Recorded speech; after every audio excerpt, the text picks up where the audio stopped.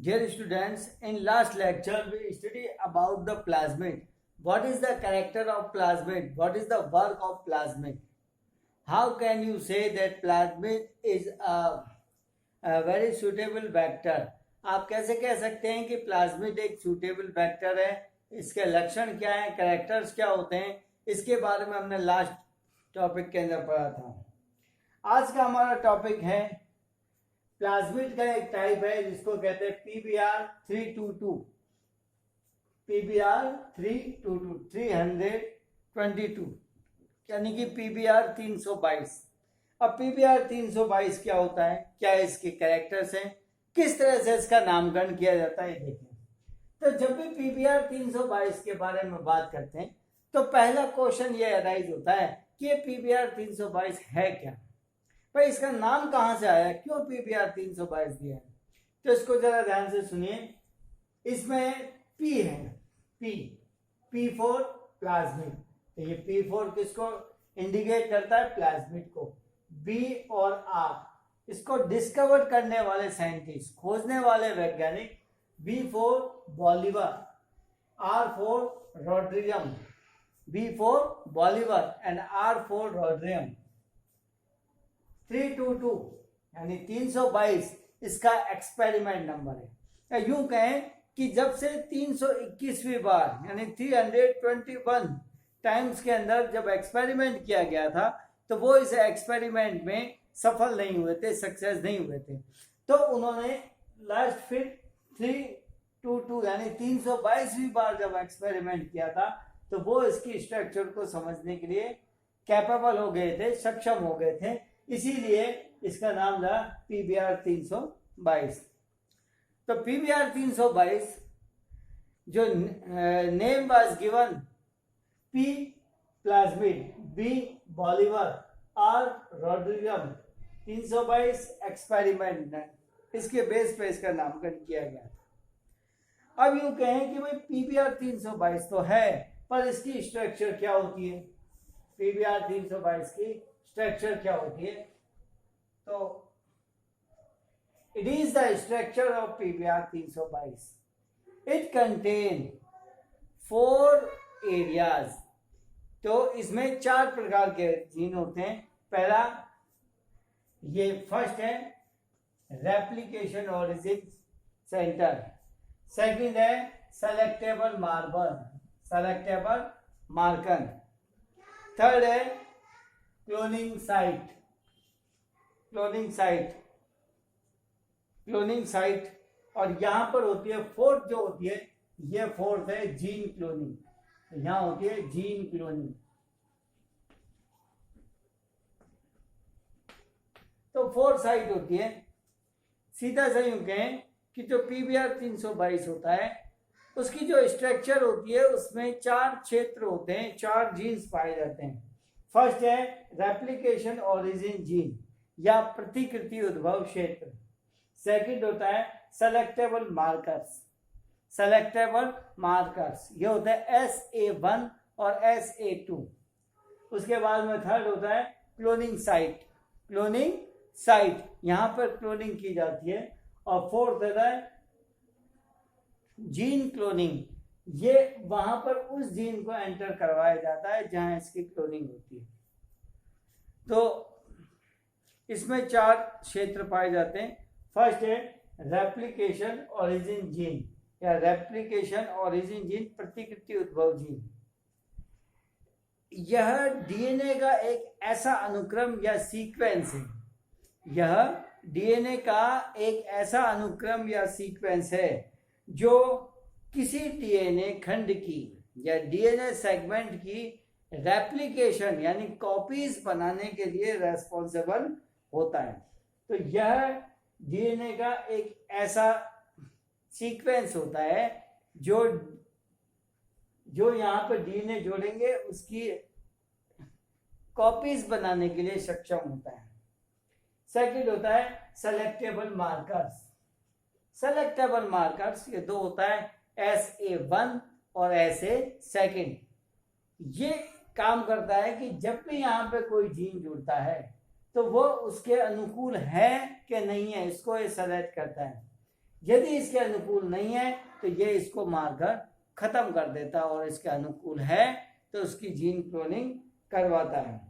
या सीधा से ये कहें कि यह जो क्लोनिंग जीन होता है उसको पहचानता है, यदि वह फेवरेबल है तो उसकी क्लोनिंग करता है, अदरवाइज उसकी क्लोनिंग ये कभी भी नहीं करेगा, यानी इसको डिस्ट्रॉय कर देगा।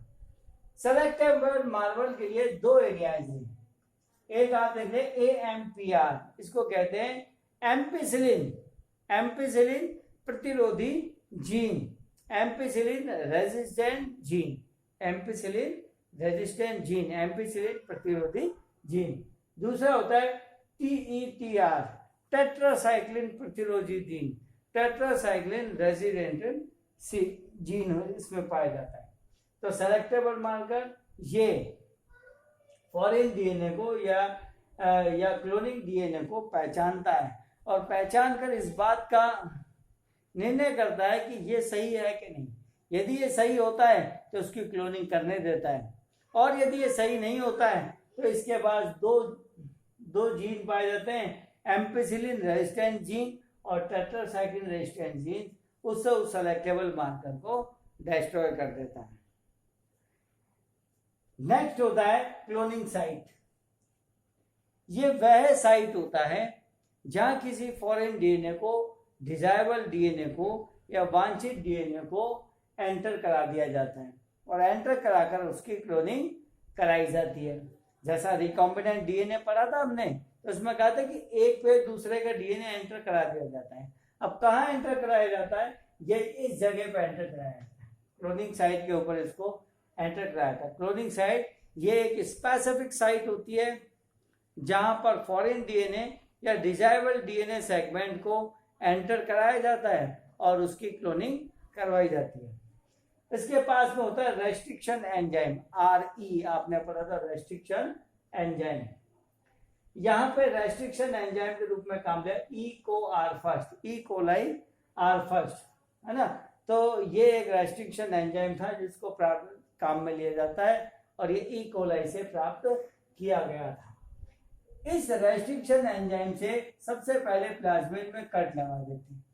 कट लगाने से जो ये एरिया होता है यहाँ पर काट करके अलग कर देते हैं, और इस एरिया पे उस जीन को जोड़ देते हैं जहां उसकी क्लोनिंग करनी होती है। इस तरह से बराबर जीन की क्लोनिंग होती है, 1 से 2 जीन, 2 से 3, 3 से 4, इस तरह से क्लोनिंग होती रहती है। जो क्लोनिंग जीन बनते हैं उसको क्या कहते हैं? Gene cloning. तो इस तरह से क्लोनिंग कराने को हम क्या कहेंगे? जीन क्लोनिंग कहते हैं। अब यहां पर ध्यान रखना, कभी क्वेश्चन आता है कि भाई जो आपने जीन लिया है जिसकी क्लोनिंग करनी है आपको, वो कहां पर जोड़ोगे? तो वो जोड़ेंगे हम क्लोनिंग साइट के ऊपर, इसको जोड़ेंगे। इसी तरह से जो डाइकॉट स्ट्रैंड, डाइकॉट प्लांट है, उसमें प्लाज्मिड जो आता है उसको कहते हैं TI प्लाज्मिड। उसमें कौन सा प्लाज्मिड रहते हैं? TI प्लाज्मिड रहते हैं। ये TI प्लाज्मिड, जैसे ये E कोलाई से प्राप्त होता था, ये TI प्लाज्मिड प्राप्त होता है एग्रोबैक्टीरियम ट्यूमिफेंसिस। किससे प्राप्त होता है? एग्रोबैक्टीरियम ट्यूमिफेंसिस।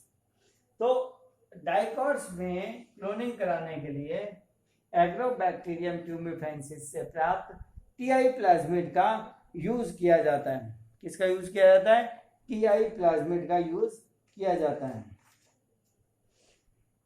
अब ये तो है, इसके अलावा और क्या वेक्टर के रूप में काम में लिया जाता है? तो बैक्टीरियोफेज आपने नाम सुना है,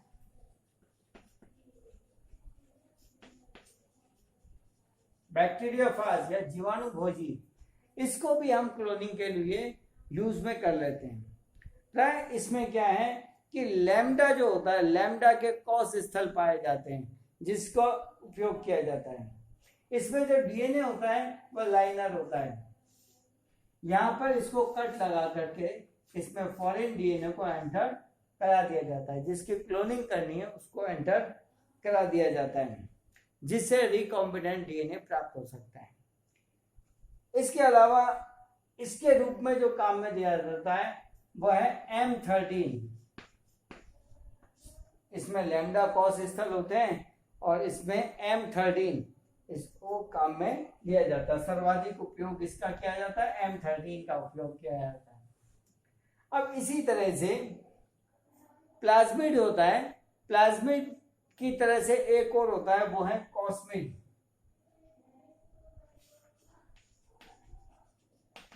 कॉस्मिड, अब कॉस्मिड क्या होता है देखिए इधर से,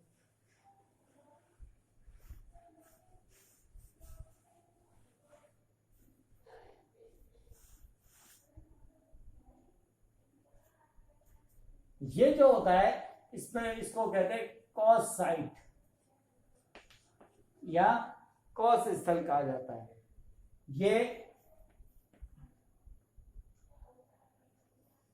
हो जाएगा tetracycline resistance gene. Tetracycline resistance gene होंगे, बाकी सारी इसमें ऐसे होती है। तो कॉस ऐसे प्लाज्मिड जिसमें लैम्डा बैक्टीरियोफेज या लैम्डा जीवाणु भोजी के कॉस स्थल पाए जाते हैं। इस कॉस स्थल को क्लोनिंग साइट के रूप में काम में लिया जाता है। किसके रूप में? क्लोनिंग साइट के रूप में काम में लिया जाता है। इसमें एक चीज होती है कि इसमें तोड़ने वाले एंजाइम, लाइगेज एंजाइम नहीं होते हैं, जिससे कि इसको कहीं पे भी डीएनए खंडों को तोड़ा नहीं जाता है। ये जो होते हैं थोड़े से बड़े डीएनए खंड होते हैं, उसके लिए काम में लिया जाता है।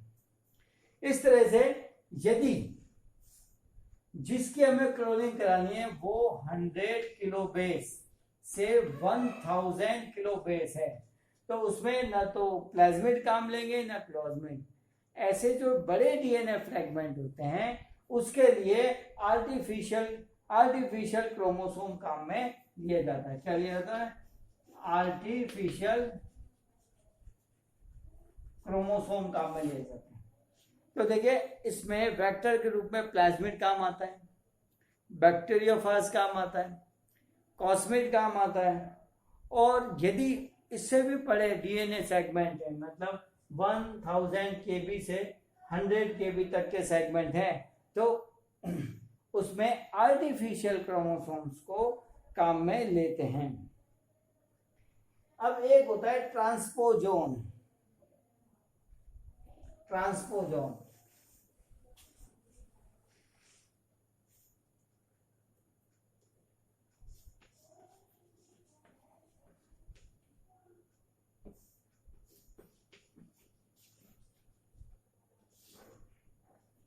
ट्रांसपोजोन इसको नॉर्मली कहा जाता है जंपिंग जीन। ट्रांसपोजोन को नॉर्मली जंपिंग जीन कहा जाता है।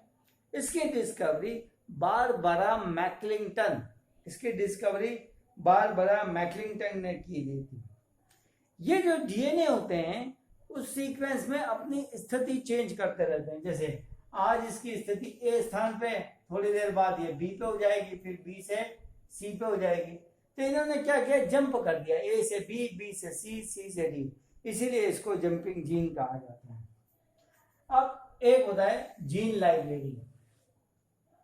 It is very important, what is gene library? Gene library, gene का मतलब डीएनए सेगमेंट यानी जीन, और ये जीन आप जानते हैं अच्छे लक्षण वाले होंगे, अच्छे कैरेक्टर्स वाले होंगे, डिजायरेबल जीन होंगे। तो सबसे पहले क्या किया जाता है, जो डीएनए खंड बनाए दिए जाते हैं सेगमेंट, किसके द्वारा? रेस्ट्रिक्शन एंजाइम से डीएनए के सेगमेंट बना लिए जाते हैं। इन सेगमेंट से रिकॉम्बिनेंट टेक्नोलॉजी द्वारा रिकॉम्बिनेंट डीएनए बना लिया जाता है। जैसे ये सेगमेंट है, इसको किसी प्लाज्मिड से जोड़ दिया, जिससे ये क्या डीएनए बन गया? रिकॉम्बिनेंट या पुनर्योजित डीएनए बन गया। अब इसे किसी होस्ट सेल या बैक्टीरियल सेल में एंटर कर देंगे। आप जेनेटिक इंजीनियरिंग के जेनेटिक रिकॉम्बिनेंट डीएनए टेक्नोलॉजी को ध्यान दीजिए।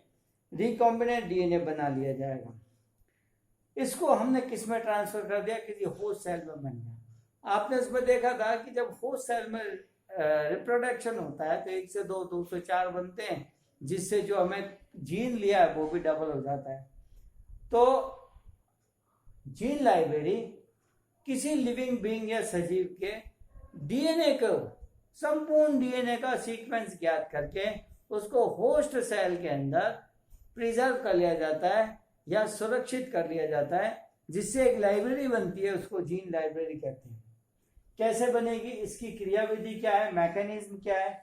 इसकी मैकेनिज्म है कि किसी डिजायरेबल डीएनए को रेस्ट्रिक्शन एंजाइम आरई द्वारा छोटे छोटे खंडों में तोड़ दिया जाएगा। उन खंडों को RFLP कहेंगे। इन खंडों को किसी होस्ट रिकॉम्बिनेंट डीएनए बनाकर किसी होस्ट सेल में एंटर करवा देंगे। फिर उस होस्ट सेल को न्यूट्रिएंट मीडियम में रख देंगे। जैसे उसे न्यूट्रिएंट मीडियम में रखेंगे, होस्ट सेल यानी बैक्टीरियल सेल वह डिवीजन करेगी और डिवाइडेशन होकर के 1 से 2, 2 से 4, 3, 4 से 8 इस तरह से सेल्स का फॉर्मेशन करेगी। तो उसके साथ में रिकॉम्बिनेंट डीएनए भी ग्रोथ कर जाएंगे। फिर इन जो होस्ट सेल होती है उसको लेबोरेटरी में प्रिजर्व कर लेंगे, जिससे एक लाइब्रेरी बनेगी पूरी, उसको हम जीन लाइब्रेरी कहते हैं। इसी तरह से आरएनए पर रिवर्स ट्रांसक्रिप्शन एंजाइम के द्वारा डीएनए बनाने की क्रिया को cDNA कहते हैं। तो क्वेश्चन आता है व्हाट इज cDNA? ऐसे डीएनए जिसका निर्माण आरएनए से होता है, आरएनए जो होता है उसको cDNA कहते हैं। आरएनए में एक एंजाइम होता है रिवर्स ट्रांसक्रिप्टेज, उसको डालने से आरएनए से डीएनए का फॉर्मेशन होता है, और जो नए डीएनए का फॉर्मेशन होता है इसे कॉम्प्लीमेंट्री डीएनए या cDNA कहते हैं। जब बहुत सारे cDNA बन जाते हैं तो इसकी एक लाइब्रेरी बना देते हैं, जिसको cDNA लाइब्रेरी कहते हैं। जब भी हमें जरूरत पड़ती है उस लाइब्रेरी से हम जीन को ले लेते हैं। जैसे कोई किताब है, कोई बुक है, हमें अच्छी लगी तो हम कहाँ से लेंगे? लाइब्रेरी से। काम में लेने के बाद उसको जमा करा देते हैं। सेम इसी तरह से जब भी किसी जीन की हमें आवश्यकता पड़ती है या जीन थेरेपी में किसी जीन चाहिए तो वो जीन हम कहाँ से लेंगे? वो जीन हम लेते हैं जीन लाइब्रेरी से लेते हैं। तो students, it is genetic engineering and it is very important in biology and play important role in living being as well as other organisms। यानी मनुष्य के अलावा जितने भी मनुष्य में और जितने भी ऑर्गेनिज्म हैं सभी में इम्पोर्टेंट रोल अदा करती है। नेक्स्ट लेक्चर में हम देखेंगे कि भाई cDNA लाइब्रेरी क्या होती है, उसके बाद डीएनए फिंगरप्रिंटिंग क्या होती है, इसका यूज कैसे होता है, डीएनए का ट्रांसफर कैसे होता है, ये नेक्स्ट में देखेंगे। इसकी पीडीएफ नोट्स मैं आपको भेज दूंगा, इसको आसानी से आप पढ़ना, समझना और इसको लिखने की कोशिश करना। Thank you.